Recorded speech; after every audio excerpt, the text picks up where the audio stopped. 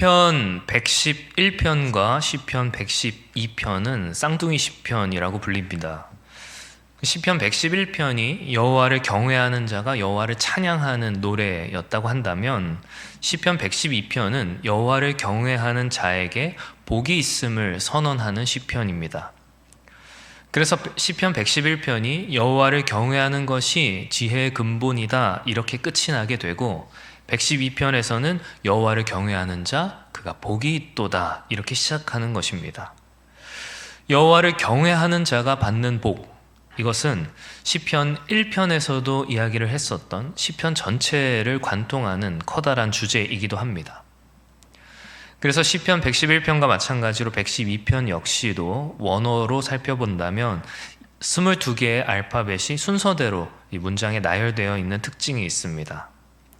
근데 왜 22절이 아니라 10절이냐? 그것은 어떤 절에는 알파벳이 하나, 어떤 절에는 이제 2개, 심지어 3개까지도 사용되기 때문입니다. 여기까지가 이제 시편 112편의 대략적인 개요이고, 이제 본문으로 들어가면 가장 먼저 오늘 시편은 할렐루야, 111편과 마찬가지로 여호와를 찬양하라 라는 말로 시작합니다. 할렐루야는 알파벳에 포함되지는 않습니다. 그리고 나서 시인은 여호와를 경외하는 자, 그 계명을 즐거워하는 자의 복을 선언합니다. 그리고 이것은 이 시인 그 스스로가 하나님의 말씀을 즐거워하는 자라는 것을 고백하는 고백이기도 합니다. 참된 행복은 하나님과의 바른 관계에서 옵니다. 그래서 진정으로 행복한 사람은 하나님을 경외하는 사람이라는 것입니다.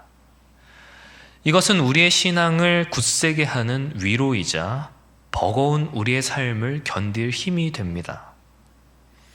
세상은 저마다 각자의 행복을 위해서 분투합니다. 누군가에게는 많은 돈이, 또 누군가에게는 좋은 학벌이 행복으로 여겨질 수 있습니다.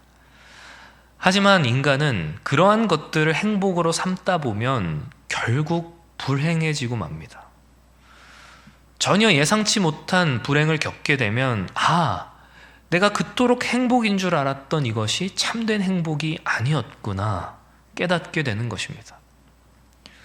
돈이 행복인 줄 알고 열심히 벌었는데 건강이 심각하게 안 좋아지기도 하고, 좋은 학벌, 좋은 직장이 행복인 줄 알고 열심히 살았는데 가까운 사람들을 잃어버리기도 합니다. 하나님과의 관계가 참된 행복인지 모른다면 사람들은 필연적으로 헛된 삶을 살아갈 수밖에 없는 것입니다. 그러나 때로 우리는 하나님을 경외하는 것이 참된 행복인 줄 알면서도 누리지 못하고 살아갈 때가 있습니다. 세상이 부러울 때가 있습니다. 분명 헛된 것인 줄 알지만 많이 가진 자들을 보고 배 아플 때가 있습니다. 저도 그렇습니다. 돌아보면 감사할 것이 너무 많은데 왜 이렇게 부족해하며 사나 모르겠습니다. 그래서 우리는 이 시인의 고백이 우리에게 필요합니다. 하나님을 경외하는 것, 그 말씀을 즐거워하는 것이 진짜 행복이라는 고백이 말입니다. 그래서 시인은 이야기합니다. 하나님과 바른 관계에 있는 자들은 그 후손도 복을 받게 될 것이다. 여기서 강성하다라고 하는 것은 영향력 있는 인물, 그리고 존경받는 인물이 된다는 것을 말합니다. 부모가 하나님을 경외할 때 자녀들 역시도 그것을 본받게 되고 그 복이 그들에게도 이어진다는 것입니다. 성도 여러분, 믿음은 보여주는 것이어야 합니다. 하나님을 경외하는 것, 그리고 그것이 어떻게 복으로 우리에게 주어지는지 우리는 그것을 보여주어야 합니다. 우리가 자녀들에게 그 복을 보여줄 때 그 복은 자녀들이 배우게 되고 그 복이 자녀들에게 흐르게 됩니다. 그리고 어쩌면 이것이 가장 큰 축복일지 모르겠습니다. 내 자녀가 나보다 더 큰 믿음의 후손이 되는 것, 그게 이 땅에서 우리가 받을 수 있는 가장 큰 축복일 것입니다. 또 그 집에 부와 재물도 얻게 된다고 시인은 이야기합니다. 부와 재물은 성경에서 부정적으로는 탐욕과 연결되기도 하지만 긍정적으로는 이것이 안전함과 연결됩니다. 부와 재물은 하나님께서 안전을 위한 도구로 의인에게 주시는 축복입니다. 하나님께서는 우리를 안전하게 보호하길 원하십니다. 그러니까 여기서 부와 재물은 단순히 예수 믿으면 부자 된다 뭐 그런 의미가 아니라 그러면 나는 부자가 아닌데 나는 복을 받지 못한 건가 그렇게 생각하실 필요가 없다는 것입니다. 하나님께서는 하나님을 경외하는 자들을 세상으로부터 안전하게 지키시고 보호하십니다. 그리고 하나님은 우리에게 후히 주기를 원하시는 분이십니다. 인간적인 삶을 누릴 수 있도록 하나님께서는 우리에게 주기를 기뻐하십니다. 물론 우리가 살다 보면 인생의 어두운 날들도 있습니다. 시인 역시도 4절에서 흑암으로 표현된 고난에 대해서 이야기합니다. 그러나 정직한 자에게는 흑암 중에도 빛이 있습니다. 소망이 있습니다. 하나님을 경외하는 자들은 어두운 인생의 나날들 중에서도 절망하지 않습니다. 제가 겉보기에는 고생 한 번 안 한 것 같고 굉장히 평탄하고 무난하게 자랐을 것 같은 인상이지만 초등학교 때 저는 연탄 떼우면서 자랐습니다. 할머니와 같이 살았었는데 할머니가 연탄가스에 중독되셔서 큰일 날 뻔한 이후로 이제 등유 보일러로 바꿨습니다. 주유소에 가면 등유를 말통에다가 이렇게 사다가 그걸 이제 부어서 보일러를 때우던 그런 기억이 납니다. 아내가 이 말을 듣고 되게 깜짝 놀라더라고요. 연탄 때우던 집에 살았었어? 이러면서. 저는 어렸을 적이라서 그 모든 일들이 그냥 너무 재미있고 신기하고 우리 집엔 참 신기한 게 많다 그냥 이런 생각이었지만 나중에 들어보니 저희 어머니께서는 하루하루가 너무 힘드셨다고 하십니다. 사람 둘이서 나란히 걸을 수도 없는 골목길 그 안에 그 길가에는 다 쓴 연탄들이 쌓여있는 그 달동네가 저희 어머니는 정말 눈물의 골목길이었다고 그렇게 고백하십니다.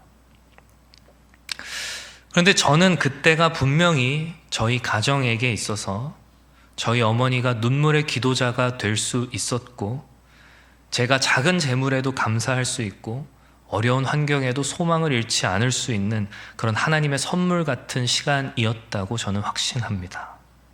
어두운 시간이 있었기에 빛을 더 환하게 바라볼 수 있는 것입니다. 시인은 또 말합니다. 5절에서 은혜를 베풀며 꾸어주는 사람은 모든 일이 잘 될 것이다. 그 일을 정의로 행한다는 것은 아마도 이제 부당한 이득을 위해 높은 이자를 받지 않고 긍휼한 마음으로 이제 재물을 빌려주는 사람을 말할 것입니다. 그런 사람을 가리켜서 시인은 영원토록 흔들리지 않을 것이다 이렇게 말합니다. 하나님은 변하지 않는 분이시기에 하나님은 흔들리지도 않는 분이시기에 하나님의 축복 역시도 흔들리지 않는다는 것입니다.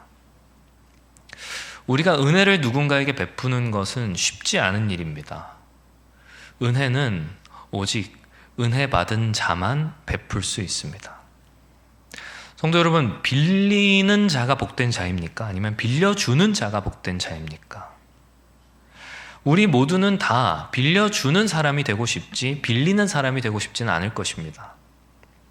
그러나 우리가 은혜 베푸는 자가 되기 위해서는 먼저 하나님께 은혜 받은 자이어야 합니다. 하나님의 그 값없는 은혜를 받아 누리는 자여야 합니다. 그래서 시인은 앞서 하나님과의 관계가 가장 큰 축복이다 이렇게 말했던 것입니다. 7절과 8절은 6절에서 영원토록 흔들리지 않는다고 했던 그것을 뒷받침하는 구절들입니다. 하나님을 경외하는 사람은 그 마음을 하나님께 굳게 정하여 사람들의 어떤 말들에도 흔들리지 않고 대적들이 존재하고 있음에도 불구하고 견고한 마음으로 흔들리지 않는다는 것입니다. 여기서 8절에 마음이 견고하다 이것을 조금 다르게 번역하면 마음이 흔들리지 않는다. 그러니까 마음이 한결같다 이렇게 번역할 수 있습니다. 견고한 마음은 한결같은 마음입니다.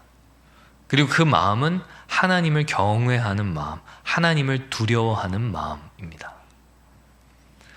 하나님을 두려워하는 자는 항상 하나님을 두려워하는 자는 그 마음이 오직 하나님만을 한결같이 두려워하기 때문에 다른 것으로 인해 두렵지 않다는 것입니다.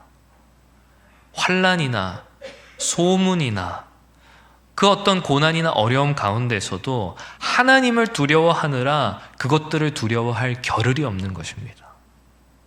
그런 자들 어떻게 됩니까? 결국 대적들의 무너짐을 보게 된다고 오늘 시인은 이야기합니다. 또 복 있는 사람의 특징이 9절에 나옵니다. 하나님을 경외하는 축복된 사람은 재물을 흩어 가난한 자를 돕습니다. 이 말씀은 바울이 고린도 교회를 향한 편지에서 구제와 연보를 권면하며 인용한 말씀이기도 합니다. 후하게 베푸는 것은 은혜 받은 자의 특징입니다. 은혜 받은 자는 감사하게 되고 감사하면 베풀게 되어 있습니다. 부자라고 다 베풀지 않습니다. 가난하다고 다 인색하지 않습니다. 하나님께서는 받은 은혜에 감사하며 가진 것을 흩어 베푸는 이들에게 축복을 약속하십니다. 그 의가 영원토록 기억되는 축복, 그리고 그 뿔이 영광 중에 들리는 축복입니다. 뿔은 영광 또는 권력을 상징합니다. 세상에서는 가진 것을 더 움켜쥐어서 권력을 가진다고 생각하지만 시간이 흘러도 시들지 않는 영광은 베푸는 힘이라는 것을 오늘 시인은 이야기합니다. 그리고 마지막 10절은 앞서 나왔던 복된 인생들에 반하는 악인의 결말에 대해서 이야기합니다. 마침내 악인이 겪을 탄식과 절망을 이야기합니다. 재미있는 것은 시인이 여기서 악인의 멸망과 함께 더불어 뭘 얘기하냐면 악인의 욕망 또한 사라질 것이다 이렇게 말하는 것입니다. 이 욕망이라고 하는 단어는 에덴 동산에서 선악을 알게 하는 나무의 열매를 보며 보암직도 하다라고 할 때 쓰였던 단어이고 십계명에서 탐심으로도 번역된 단어입니다. 하나님을 경외하는 것을 가로막는 가장 방해하는 것 중에 하나가 바로 이 욕망, 탐심이라는 것입니다. 우리는 때로 탐심 때문에 말씀을 가까이 하지 못하고 흑암 가운데서도 소망을 찾지 못하고 남에게 은혜를 베풀지도 못하고 흔들리며 두려워하게 됩니다. 욕망 때문에 베푸는 삶을 살지 못합니다. 욕심 때문에 축복을 받지 못하는, 욕심 때문에 복을 누리지 못하는 그런 모순된 삶을 살게 되는 것입니다.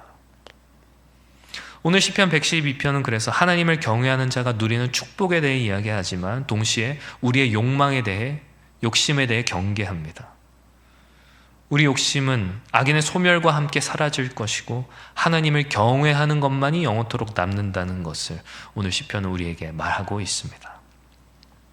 사랑하는 성도 여러분, 말씀을 맺으려 합니다. 오늘 말씀 그냥 겉으로만 보면 혹 현세적 축복만을 이야기하는 것 같습니다. 예수 믿으면 잘 산다, 잘 된다, 그런 물리적인 복만을 이야기하는 것처럼 보이기도 합니다. 그러나 이것은 하나님의 말씀이고 그 복을 현재 누리고 있는 시인의 고백입니다.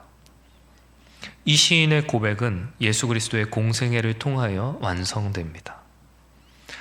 말씀의 1.1획도 어기지 않고 순종하신 주님, 그 믿음의 자손들에게 영생의 복을 흘려보내주신 주님, 캄캄한 무덤 그 가운데서 부활의 소망을 일으키신 주님, 은혜를 베푸실 뿐만 아니라 가진 그 모든 것을 십자가에서 찢고 흩으사 우리에게 쏟아주신 그 주님께서 이 시편의 축복이 우리의 것 되게 하십니다. 하나님 나라가 우리의 현실이 되게 하십니다. 우리는 예수의 이름 안에서 이 복의 당사자들이 되었음을 믿고 의지해야 합니다. 이미 이 큰 축복이 우리에게 주어졌고 주어지고 있습니다. 사랑하는 성도 여러분, 부디 바라옵기는 오늘 하루 우리 주님으로 인하여 주어진 이 축복에 감사하며 또 우리 모두 이 축복의 당사자들로서 이 사랑을, 이 복을 잘 흘려보낼 수 있는 그런 저 여러분들 다 되시기를 주님의 이름으로 축원합니다. 기도합니다.